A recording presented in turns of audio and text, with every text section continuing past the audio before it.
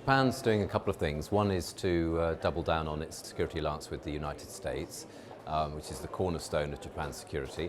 But it's also trying to network in the region as much as it can, so that's bilaterally, for example, with the Philippines, with India, with Australia, and also minilaterally, so for example via the Quad, which is India, Japan, US and Australia, or the Squad, which is the US, Japan, Philippines and Australia. So in many ways with the US, bilaterally and minilaterally.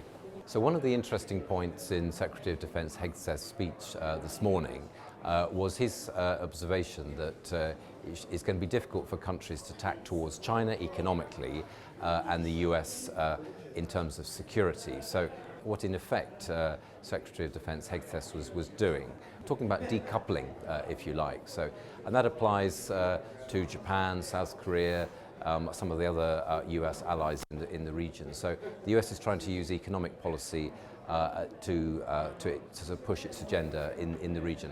I think it's going to be difficult to push that as far as the Secretary of Defense was suggesting, partly because the gravitational pull of China in the region is so strong economically. China's so close, it's a big trade partner for many of the countries in the region, but also because the US hasn't been engaging multilaterally in terms of trade in the region for quite a long time.